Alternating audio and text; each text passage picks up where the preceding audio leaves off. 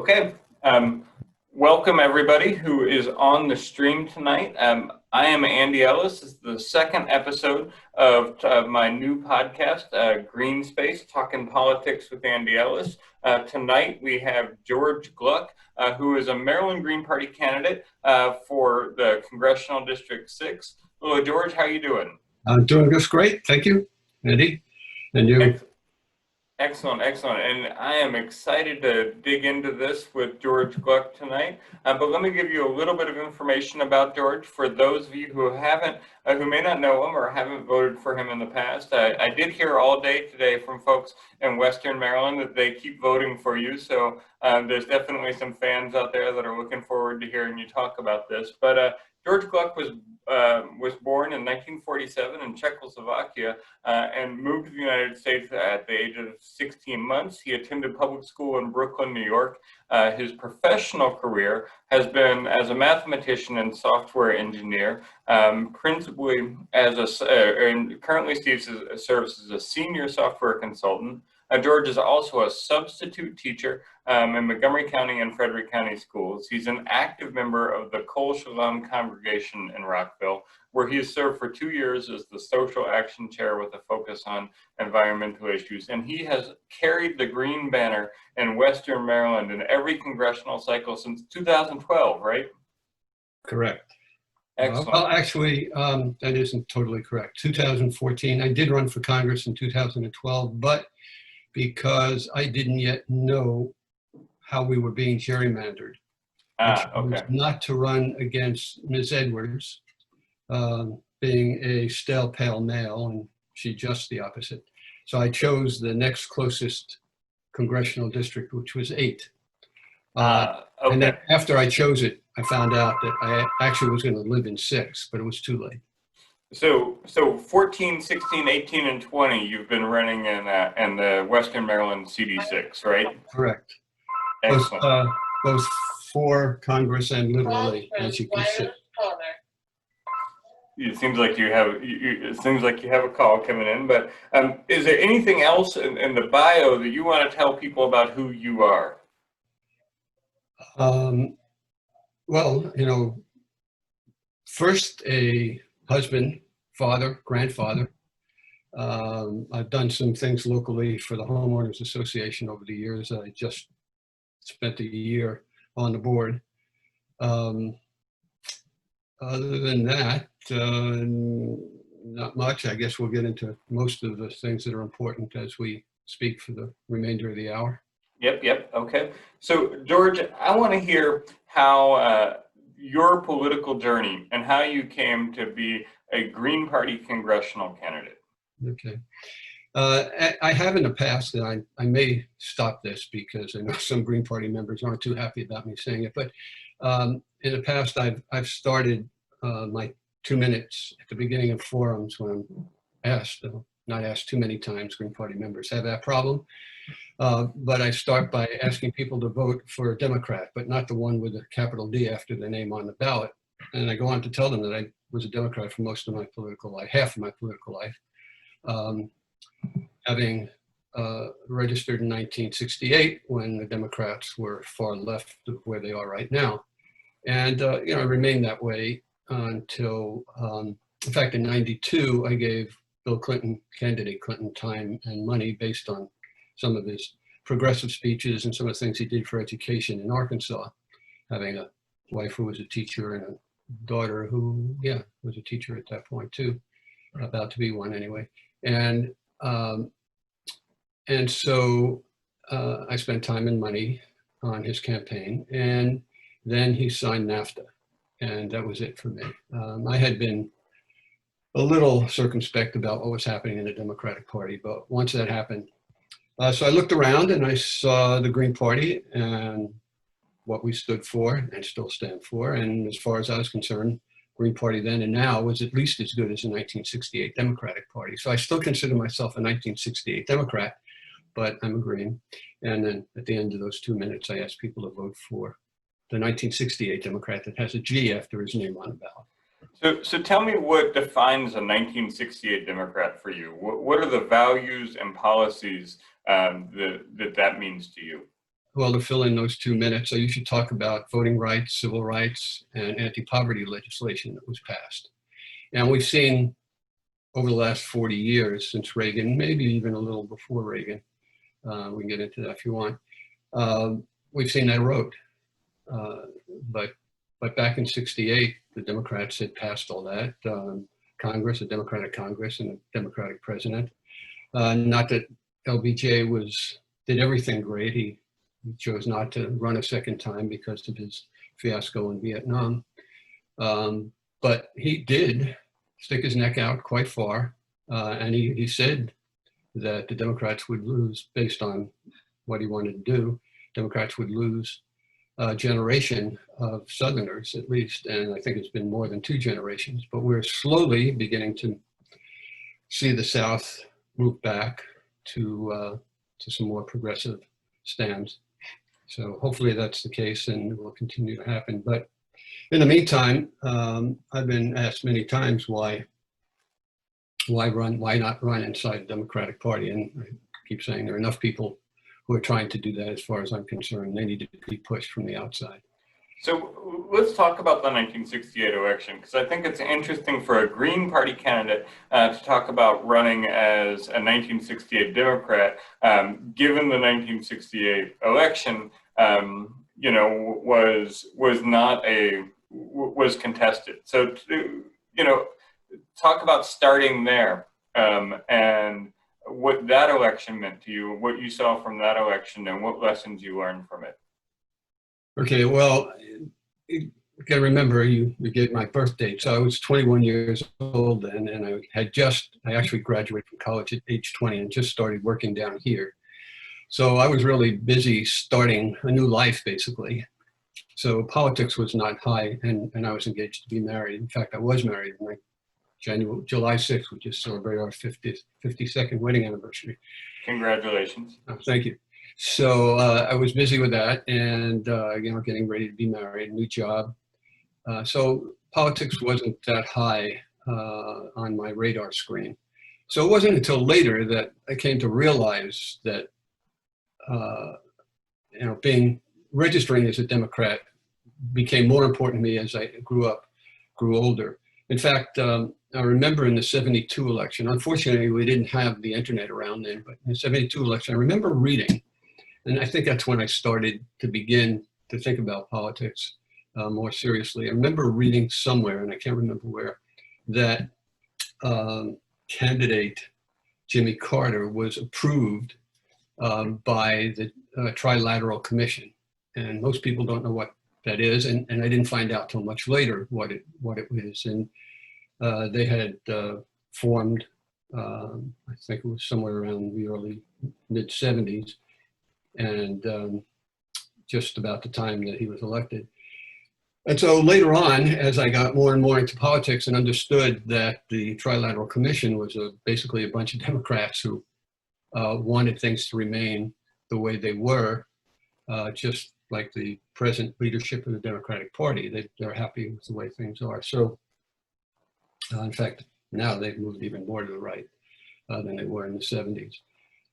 But that's when I got interested more in politics. So the '68 election itself, I know a little about it, and the problems that happened in Chicago and all. But I never, back in those days, I didn't take part in any demonstrations or anything like that. I was living at home when I went to college too. I should tell you that I came here when my parents and I came here. They had nothing. So I am very grateful to the city and state of New York for educating me right through college. Mm-hmm. So 68 wasn't like, 68 was just a point in time for you as a person who was trying to make your way and, build a career. It wasn't like, for many people, 68 is sort of this foundational radicalization moment, but it wasn't that for you. Yeah, you got to remember, I was living at home. Yep. And commuting to school, and at Brooklyn College where I went, there were a couple of radicals, but nothing like at Columbia University. What went on in '68 in Columbia University was far, far more radical. Had I been going there, I think I'd have a different story to tell you. But yep, and it's probably interesting that it was Columbia where that was happening, and Brooklyn College where first-generation immigrant was getting the skills that he needed in order to pursue a career.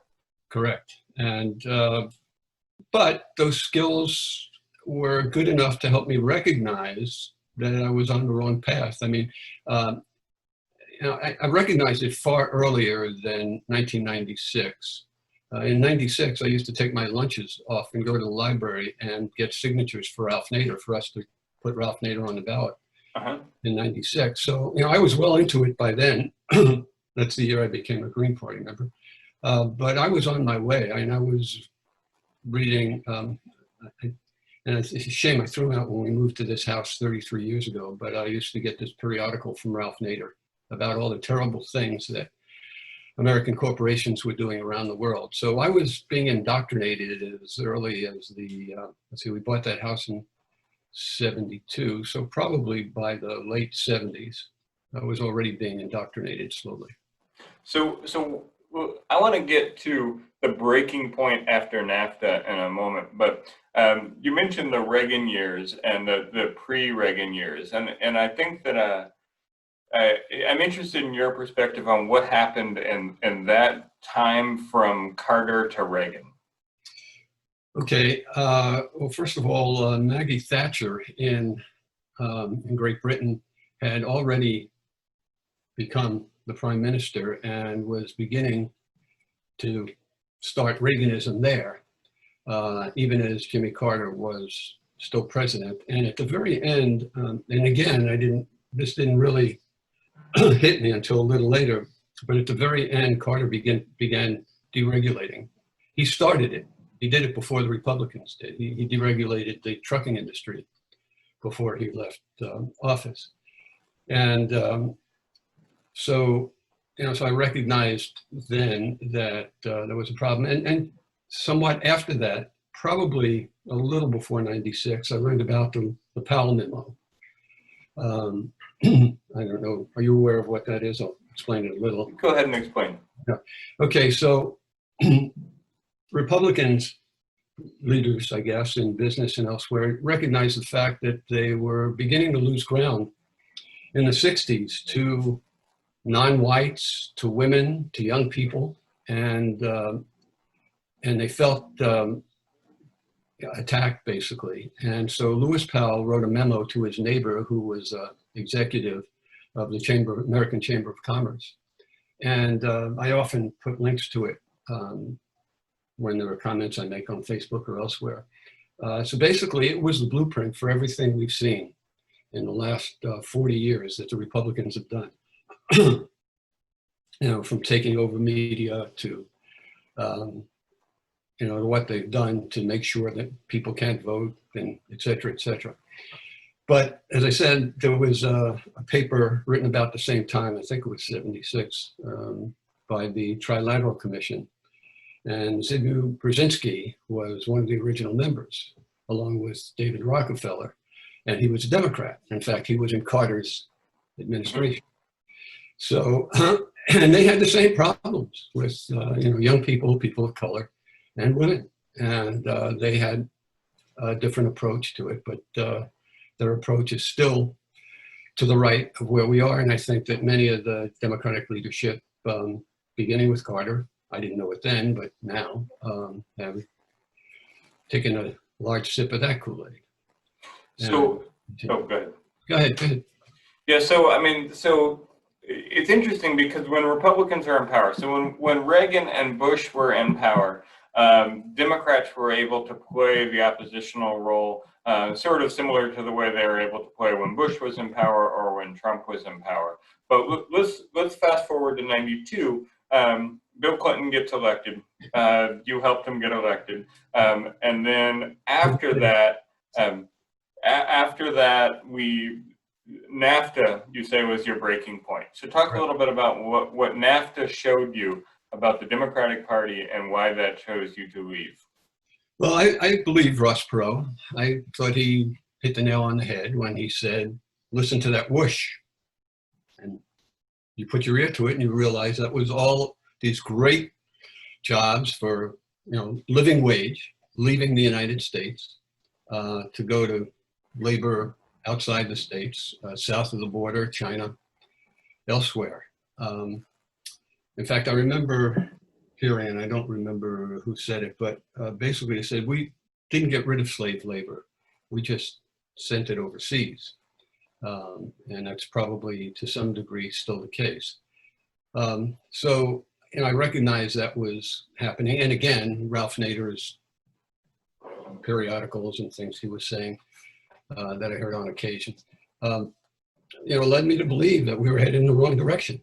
The Democrats that were my Democrats in '68, I guess, even though I didn't give it a great deal of thought. But you got to recognize immigrants in New York City didn't register Republican generally, no matter where they came from. So that was natural for me to do, in addition to the good things they had done just before I got to register.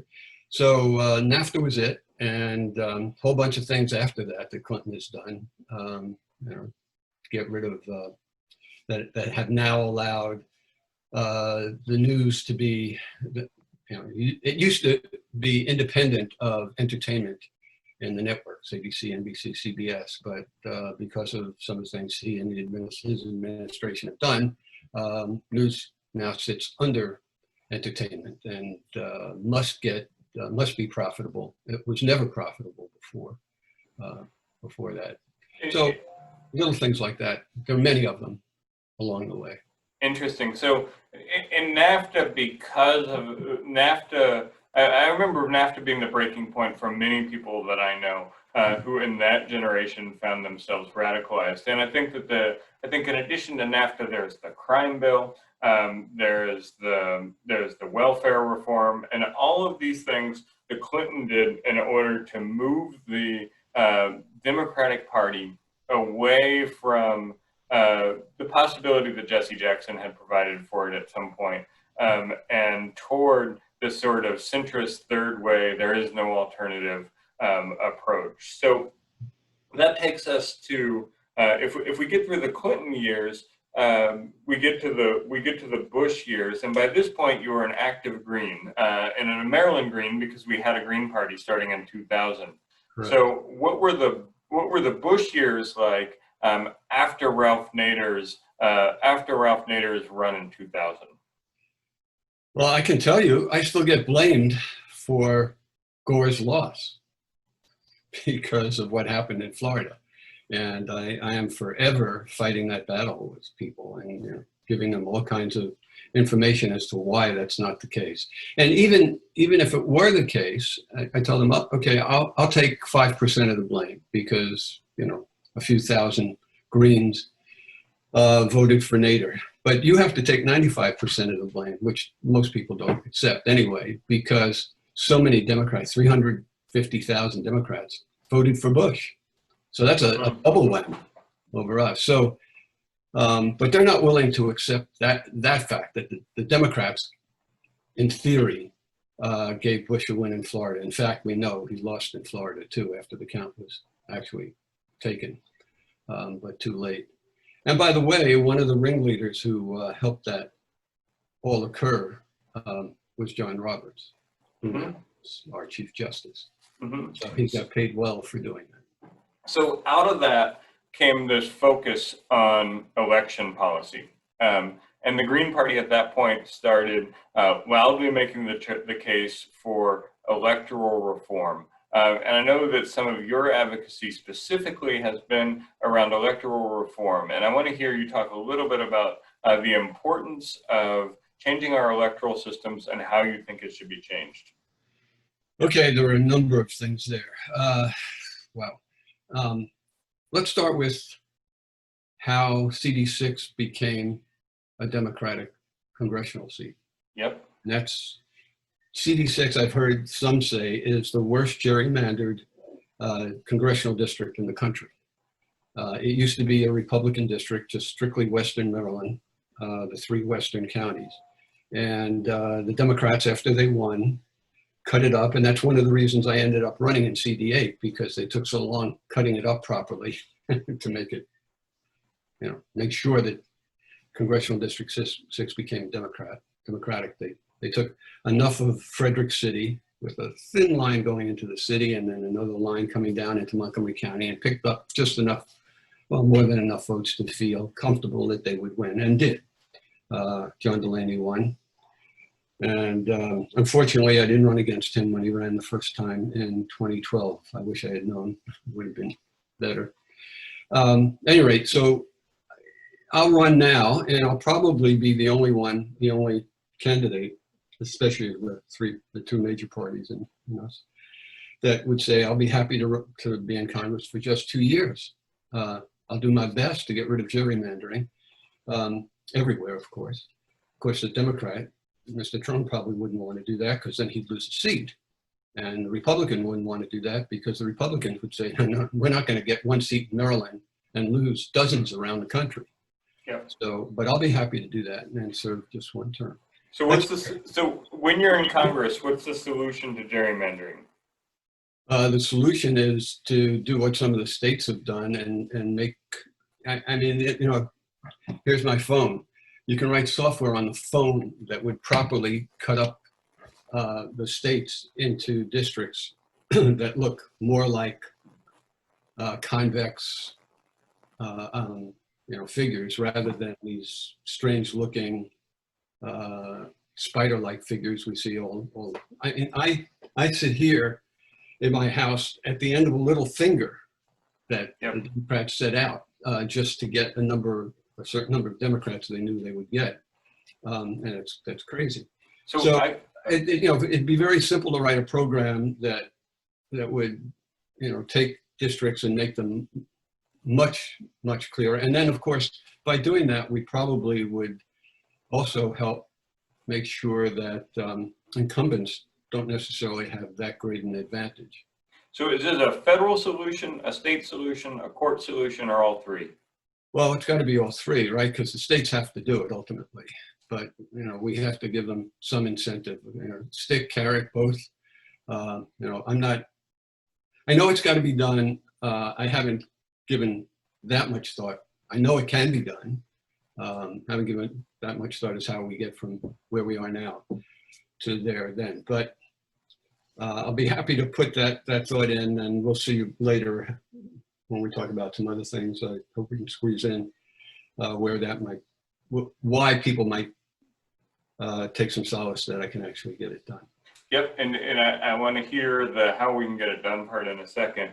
I also am interested at this point about, so in 2000, the allegation was that the Greens spoiled the election, and at that point, I believe the Green Party platform of the United States began to advocate ranked choice voting and an end to the Electoral College. So can you talk about those things a little bit? Yeah, those were the other two. I said there were several. Those are the other two. Obviously, the Electoral College, if anybody looks more deeply in. By the way, I've spent the last 10 years since I started running, reading lots and lots of books about politics, history, economics. And it's pretty clear to me that the Electoral College is there just to satisfy the southern states to make sure that they would continue to have representation way above their numbers, so that they could keep their slaves. That's way outdated, and we should get rid of it. We should get rid of it constitutionally. Short of that, Maryland is part of this conglomerate of states that says if one of the winners gets a popular vote, we'll all get together and give them electoral votes enough to win. But we've got to make it more permanent than that. As far as also, by the way, I've heard some people argue one step further beyond that and say, how is it possible that a state like Wyoming has the same number of senators as California, when there's a tenth the population or less? So that's part of the same kind of problem. And one thing I think is interesting about this is, like, the way that the Electoral College works right now is that it preferences cities and small states, right? So we're not actually appealing to the person in Wyoming who lives in a small town in western Wyoming. We're actually preferencing the person who lives in Cheyenne, because that's where the votes are in a state like Wyoming. Or in like Nebraska, we're preferencing somebody who lives in Lincoln. So what we're preferencing is the biggest city and the smallest states. a lot of times with the Electoral College, because we don't have candidates who are going to Western Wyoming or Western Nebraska. We have folks that understand that the bang for their buck is to go to the population centers in those small states. And oftentimes those population centers are driven by extractive industries and things like that. So we end up with an electoral system in the Electoral College that favors, that has recreated a favoring of certain extractive industries in those states, and not even the everyman or the every person in those states. I think we can take that a step further and say, you know, in the quote unquote battleground states, the folks there, their vote is meaningful. Yeah. Our votes here in Maryland are not meaningful. Symbolic, entirely symbolic. Right, and it's true for the grossly red states as well. Yep. So, you know, so there's a lot that needs to be done, and let's get to ranked choice voting. The first time I ran in 2009, it was because our representative on the county council passed away. And it was going to be a 6-week, I wasn't going to run till I retired, and I'm still not really retired. But it was going to be a 6-week campaign. So I thought I'd give it a shot for 6 weeks. And, you know, I don't know that I'm all that dynamic now, but that's, you don't need to be that dynamic as a congressperson. I mean, a little bit, but the important thing is be able to think about solving problems and then writing legislation and then trying to convince people one-on-one and in groups to actually adopt it. But that first time I ran, I noticed this fellow's wife had died the year before, so there was an expensive special election in 2008 and again in 2009. And so I looked at that and I said, that's a problem for Montgomery County. You know, there was several $1 million that shouldn't have been wasted. And so I came up with a variant of ranked choice voting that basically says, don't have another special election. Go back to the previous one and throw out, make believe it was ranked choice and throw out the votes of the person who passed away or stepped down or whatever. And then, you know, recalculate as if they were the loser in a ranked choice, you know, the first round of ranked choice. So I was into ranked choice way back then. And all the more important now, I think we should have it in every election, even where we're talking about multiple seats.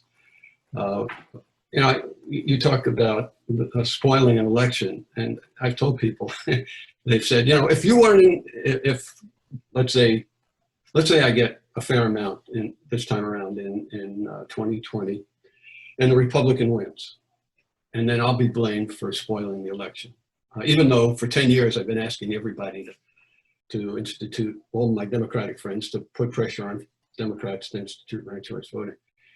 So they're going to say, well, if you weren't there, the Democrat would have won. And I said, well, that's true. But then if the Democrat weren't there, who do you think would have won? Right here. Right here. Right? Yeah. So do you think that ranked choice voting, like if you get to Congress, do you think that ranked choice voting should be a federal policy, or do you think it should, you know, what does the policy look like? Yeah, I'm not sure the exact law. I think once again, that has to be instituted by the states. But again, there may be some way to say that those who are running for the House of Representatives and maybe the Senate and maybe the president too, maybe we can write a law that says that those, at least there, we can write a law that says you already use ranked choice voting. And we know that people have written software to fix the machines. By the way, that's another problem. We can't have private companies writing proprietary software. You know, we noticed a red shift as soon as we started using those machines back in 2000. By red shift, I mean, let me go back. So in 1968, when I was a kid, even before 68, on election night, projections were made, and they didn't have computers to make them. How did they make those projections? By looking at the exit polls, and they were generally pretty correct. In fact, what was it, in the early 2000s, in Ukraine, there was an election. The exit polls said there was a winner other than the ones that the votes counted said. And I think it was Bush complained about all those orange scarves that were going around back then. And so he was okay, complaining about it in Ukraine, but we don't complain about it here when we see this red shift, when the exit polls say the Democrat won, but the votes counted, say the Republican won. And that's been going on since 2000. So we need to use open source software on machines that can be bought from anyone, and have ways to validate that the software doesn't change on the night, on election night, and the ballots don't change as well.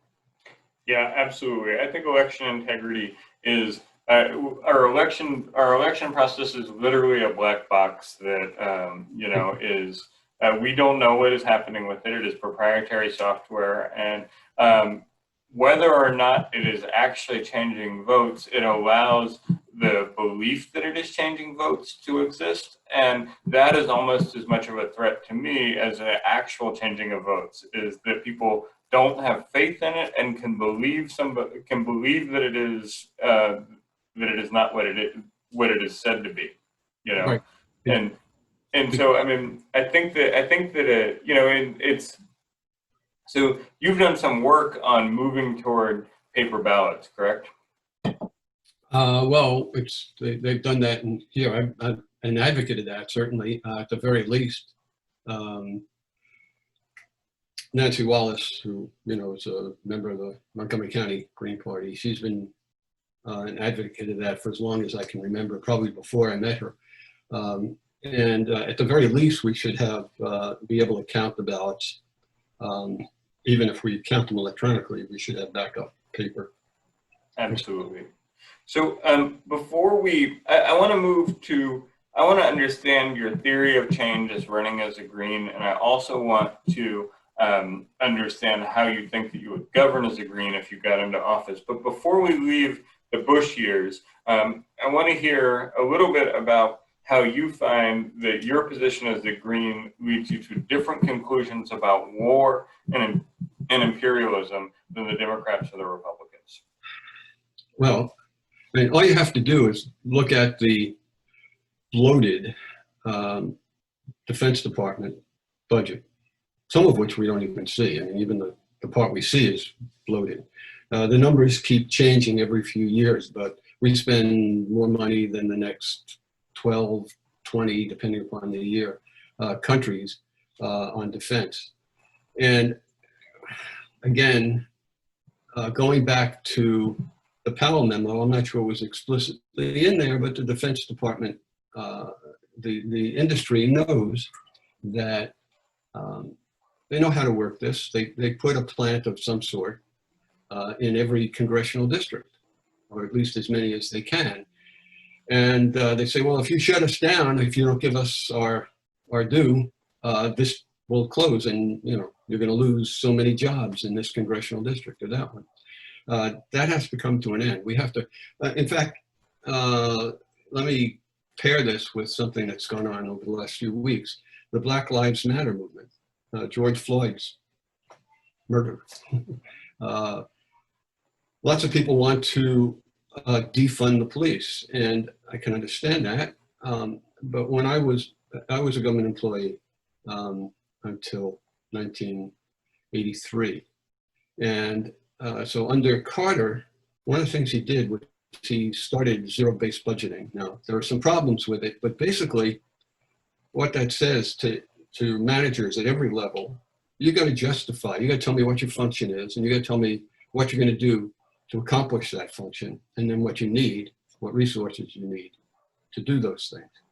And there's something good about going back to that. And so we recognize right now, for example, I don't have to tell you this, everybody who's going to listen to this has heard this many times now over the last few weeks. So police are supposed to do the job of a social worker or sometimes an emergency EMT person.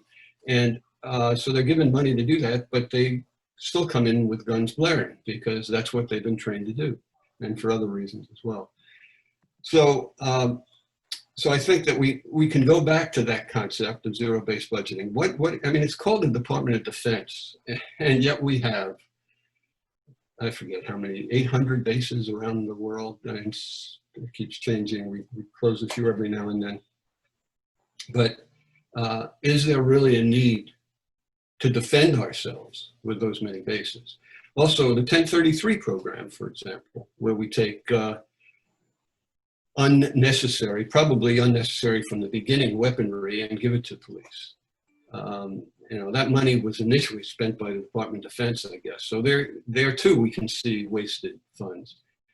So we know that funds are being wasted all over the place. There have been generals and admirals who have said, we don't need that particular weapon, but it's paid for anyway and created. Sometimes it works, sometimes it doesn't. I mean, whatever the weapon is. But billions, trillions maybe now are being spent on things that are unnecessary. So were I to get to Congress, I'd take a look at zero-based budgeting, the concept behind it at least, and say, yeah, to the Army, to the Navy, the Air Force, Marines, this is your mission, starting from the bottom and working your way up, or the other way, maybe meeting in the middle. How do you think you need, what do you need to do to accomplish that mission? Where do you need folks? What kind of material do you need? And let's work it all over again. And in theory, in the Constitution says the Army is supposed to, can only get finance for 2 years at a time. So the people who created the Constitution were afraid of the Army taking over or backing some particular person to become king. And we still live with that, but we're still getting around it in too many ways. So at any rate, I would do the best I can to take a look at our defense functions. That's not to say we shouldn't have an adequate offense. Obviously, we need to help those of our NATO friends and others.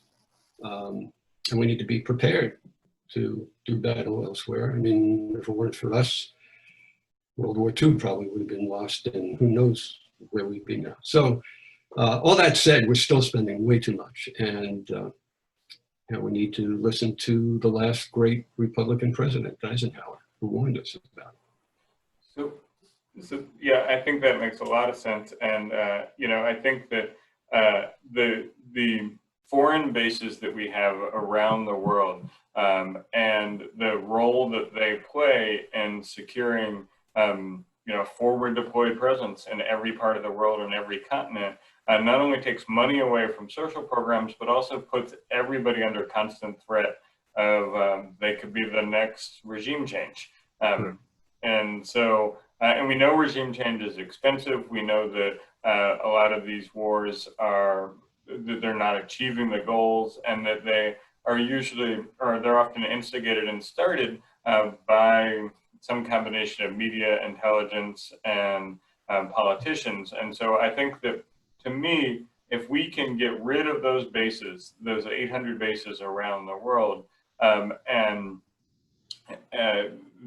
that and cutting the budget go a long way toward changing the military posture and the military policy, because it doesn't seem so attractive to start a war when you don't have forward deployed troops all around the world. Correct.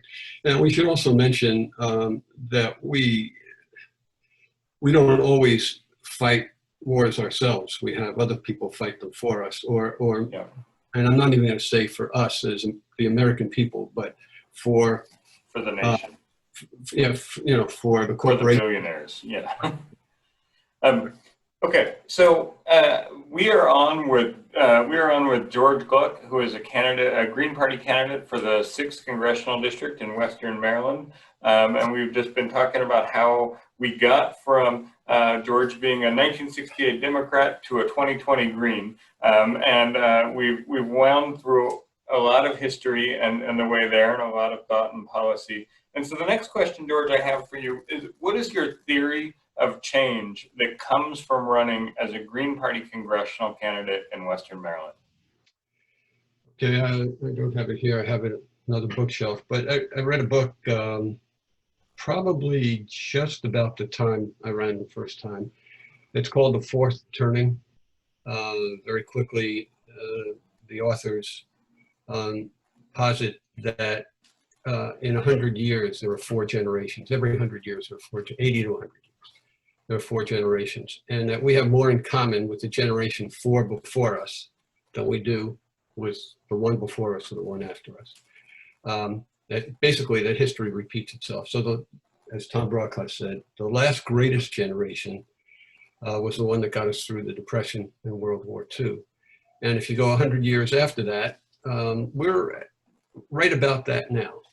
So combine that with this recognition. The first time I ran for office, it was very local, and I accepted some money, and I spent some of my own. I think it was a total of $1,400, which is still not a lot of money, but, and I recognized, and I spent a lot of it in one place in Leisure World, and I still didn't get very many votes there. So I came to realize that what I had, the resource I had, was not money, but time. And so I decided that, and then I read this book, and I recognized if I can just live long enough and get enough name recognition by running over and over and over again, and doing some other things as well. I think when I ran for council at large, I spent $500, most of it mine. I think I took $100 from a friend. And since then, I've run just spending my own money, just like David Trone, he spends his own money, except I spend less than $400 each campaign. And I know I've been told, you can't do that. You got to collect money and you got to spend it. And I will, but I'm waiting for the tipping point, and I think we're getting close. If you read this book, you'll see that we are.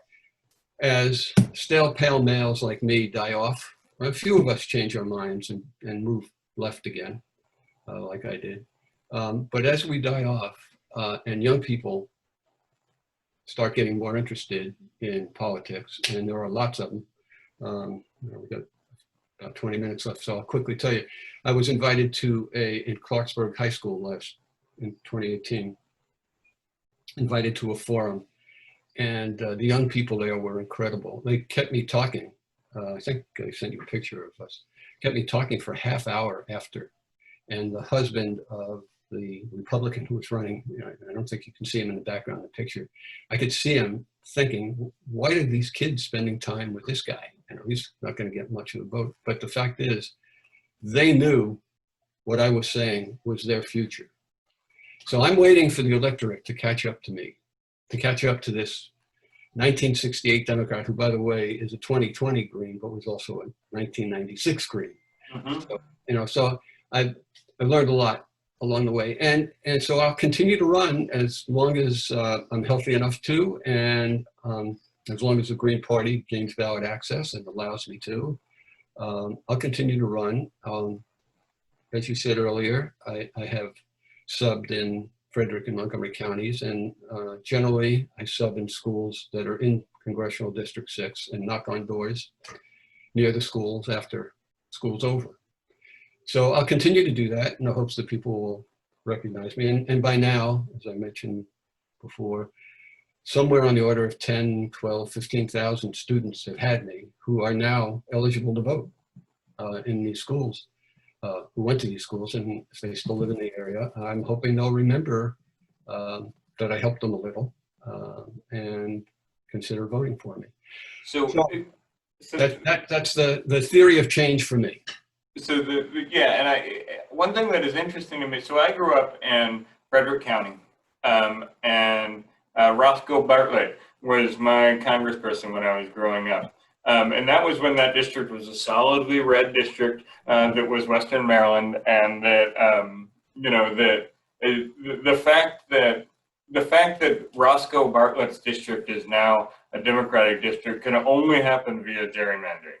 Correct. Right. And so what's interesting is that there's a lot of folks that I grew up with in Frederick who, for 8 years, you have been one of the few options they have that was a Green that they got to see every couple of years. So it was interesting when I said that I was doing this interview, there were folks that I've known for a long time who were like, oh yeah, I vote for George. right? And so I think that there are kindred spirits, you know, west of Montgomery County, who do understand the value of this message that you're pushing, know who you are, and don't require there to be a large amount of money in order for you to get that name recognition. So, I mean, my experience as a person who grew up in that district basically is you're reaching folks, folks know who you are and know what the message is.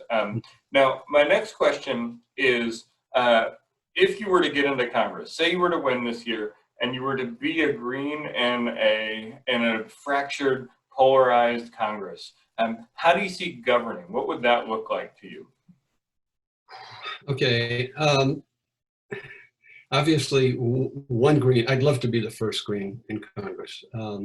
My guess is that it'll happen in California before it happens here, but maybe not. Strange things happened in 2018.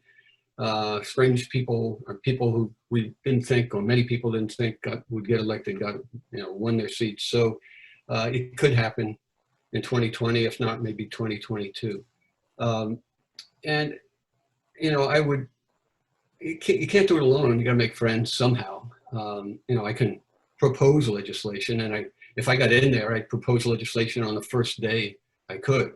I have no doubt. But I would try to, become a member of the Progressive Caucus, which, some people on the caucus are really progressive. Some of them aren't that progressive. But I try to do that and try to move them. I don't want to say move them left, but, basically get them to do what needs to be done to, undo all the Republicans have all but undone whatever FDR managed to do. And we have to reinstitute all that. And so I'll start with the folks who are most progressive, work with them, see if we can convince the rest. To the extent that, being the first Green in Congress would have a great deal of, political sway, I'd go out and try to get other Greens elected to Congress and as well. And, that too will put pressure, just, like you said, with the voting machines, just the thought that there's a Green out there pushing other Greens would force Democrats to become more circumspect about, sticking with Wall Street. I can understand why they did that, why they thought that was a good idea. I don't particularly think it was. I think, we're in trouble because of that kind of thinking. And too many Democrats Democrats on the ground who feel that way. But at any rate, that's what I tried to do, try to get, the progressives in Congress to help out, and then also, help move my way, and then have them work on the rest. And then from the outside, get some more progressive folks in. And by the way, I consider myself a prudent progressive. I know there are things we'd love to have done the day after I get there, but that's not going to happen. So, I'll do what's necessary to, for example, you were talking about this earlier, maybe this is the time to get to it. We're going to all lose our lives. Everyone on Earth will, if we don't take care of this global catastrophe of, climate catastrophe. So that kind of thing, we'd have to press. And I think there's good reason to believe we'd be successful from day one.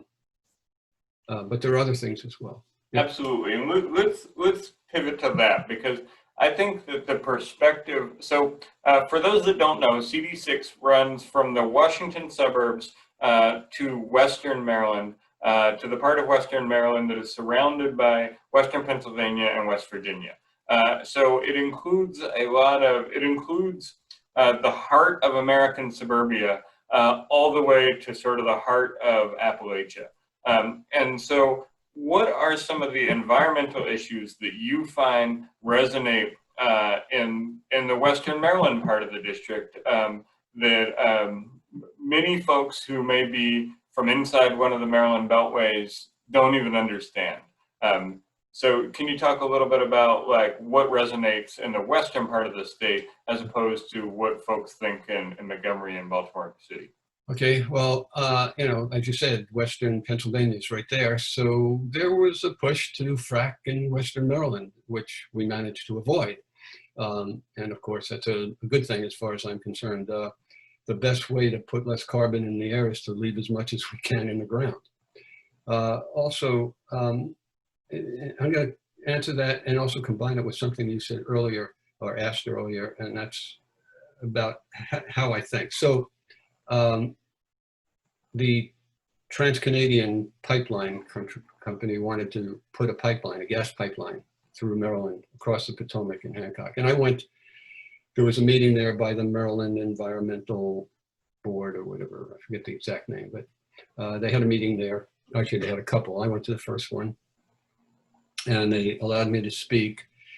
And, you know, I told them I was against it, obviously, although I knew that it would provide jobs, and there were a number of young men wearing T-shirts from indicating they were for it.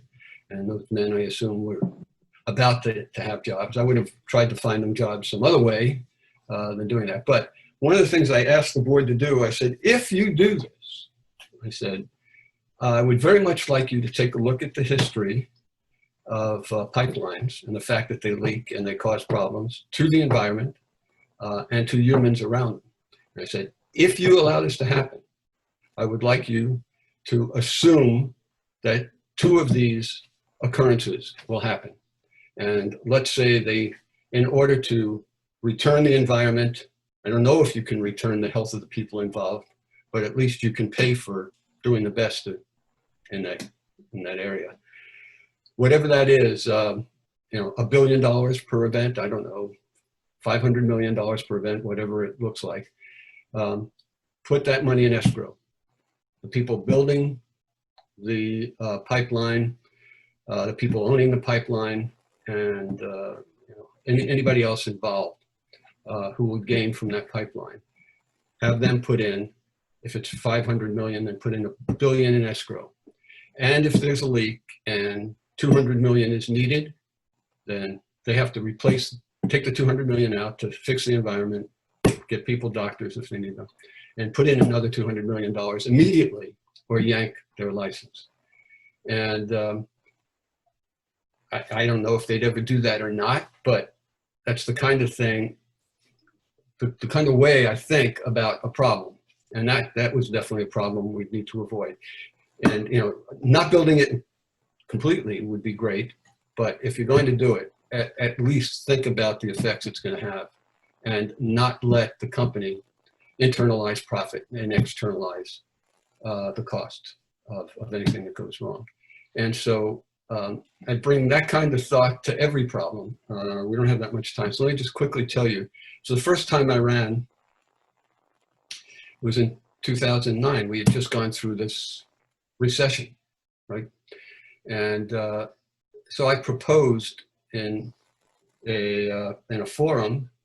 I had noticed that there's a state bank in North Dakota, and North Dakota had the least amount of unemployment. And one of the reasons was because of the state bank. They were able to loan money out to small businesses and keep people employed. And so I said, you know, our population in Montgomery County is the same as the entire state of North Dakota. If they can do it, we can do it. Now, we obviously need permission from the state, but I said, this is something we ought to consider doing. Another thing I saw was that, and by the way, this is going to happen very shortly. In another month or two, we're going to see this happen here too, in Maryland. I said, I took a look at the houses that were up for forfeiture, and there weren't any $1 million homes back then in 2009 that, you know, whose owners couldn't pay their mortgages. There were only, you know, houses in the $100,000, $150,000, $200,000 range.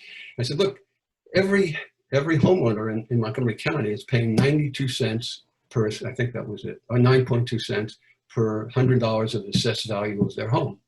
And I said, that's regressive, because the millionaire is paying the same 9.2 as, you know, this poor person who goes to work every day on Metro. And I said, we shouldn't do that. He said, the first 100,000 should be, 2 cents, and then go up for the next 100,000, et cetera. The same way we do our income tax. And Nancy Navarro, who eventually won the election, at the end of the meeting said, those are great ideas, and to me personally, but she didn't do anything about them. Right. Of course. So I tell you all that just to let you and whoever else is watching this know that I will bring that kind of thought to whatever problems exist locally. And there are other things I can talk about that have happened locally. Cumberland, I spent a lot of time there. In fact, I have an application in there to be a substitute there, because when I go, I'd like to sub in their schools as well. But they had some problems too with eminent domain. The city council there evidently, I don't remember the exact, it's been a while, but the exact mechanism they used, but basically they created an organization to sell off some land in the city to be used for something other than schools or roads. It was going to go to the benefit of some, rich people evidently. And so when I was interviewed by their paper, I said, that's a problem. And, it shouldn't be allowed. And, we'd have to fight that kind of thing as well. So at any rate, I'm sensitive to the problems of localities, but also in a greater picture, localities are also hurt by all the other things you mentioned, from climate down on all the other problem with money in politics, and we haven't even gotten to Medicare for all. We did not get there this time, but maybe we'll come back on and talk about that. But we are approaching the top of the hour, and I do want to respect folks' time and leave it at 8. But George, I really appreciate the chance to talk to you tonight and to take the journey with you from being a 1968 Democrat to a 2000 Green to a 2020 Green, and to understand how you came to be where you are today. I think it's a fascinating journey, and I think that it should illuminate for a lot of people some of the problems that are occurring every day and are very obvious around us. And I think that one of the things I take away from listening to your story is that it doesn't always have to be the young folks who are driving the radical politics or driving the pragmatic progressivism, as it were. I think that it seems like as you've lived life, you've been able to see what's around you in a way that allows you to understand that the solutions and the options we're presented with are simply not working. And it seems like you're a guy who is seeking solutions to that. So I hope that every 6th district voter in that congressional district can get some time to talk with you and understand the sensible alternatives that you provide in the way that you would bring about change. How do folks get in touch with you, follow you, or stay up to date in your campaign? If they want to email me, I'll be happy to email back, get something started. First of all, it's georgegluck.com is the website. I'm also on Facebook. In fact, one of the Green Party members from Cumberland set up a second page for me. So I've got that's going to be a transition web page, but Facebook as well. You can see me, I think it's Gluck for Congress, FOR, and then on Twitter, Gluck for Congress with the number 4. You'll see me there, although I haven't done a lot of that lately. And vote for George at georgegluck.com if you want to email me. And I'll be happy to talk with anyone who wants to. My hope is, as you said, you don't want people to go over the hour. I didn't want to bother people for their money or their time when I didn't think that I had a chance to win.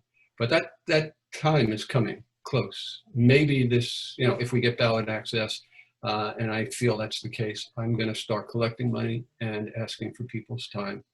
Right now, there's another person running in the state, well, actually 2 for president, but locally. And I made a contribution to her last night, and I hope everybody else does as well. And I'd love to see her win. That would be great to have a Green Party member win an election here in Maryland. So the person that George is talking about is Franca Mueller-Paz, who's running as a 12th district candidate and a 12th district city council candidate in Baltimore City. She has her launch coming up this Sunday, and we're going to have her on the show next week to go through that. So I'm excited for folks to get to meet Franca, to get to meet George, and then after that, we're going to have Howie and Angela on so that folks can meet all of the Green Party candidates in the state of Maryland. We are currently in the middle of our the final stages of our ballot access drive. So if you follow, if you've been following me or the Green Party page or George, you've seen that we're trying to get petitions and go through this crazy ballot access process where we have to get every 4 years, we have to get thousands of Marylanders to sign just to allow us to exist. So we're in the final stages of that. Watch and follow for that. We'll put some links in the chat about that so that people can sign our online petition. Is there any parting words you want to leave with folks with tonight, George? No, I think that was it. I just hope those of you in Baltimore vote for Franca, and then just wait and see, keep an eye on my webpage and my Facebook especially. I do get on there a bunch. And I'll let you know, and I hope you'll recognize the fact that I've let you alone for 10 years, but our time is coming. So be ready to help a little bit financially, but more importantly, hopefully COVID-19 will go away and we'll get to knock on doors again. And I just feel like if everybody in Congressional District 6 knows that I'm running and knows what I stand for and what the Green Party of Maryland stand for, we have a great chance of winning. Excellent. Well, thank you very much, George. I appreciate your time. I appreciate getting to go on this the story of your journey with you. I think that it was a good hour. I enjoyed getting to learn it, and we'll get this posted up, and maybe we'll talk to you again as things go on. Yep, there we go. So, I see. Very good. Very good. So thank you, George. Thank you all for watching. Next week, we'll have Franca Mueller-Paz, Green Party candidate for the 12th Baltimore City Council race coming on, and we will see you then. Thank you, and have a good day. Bye-bye. Everybody be well.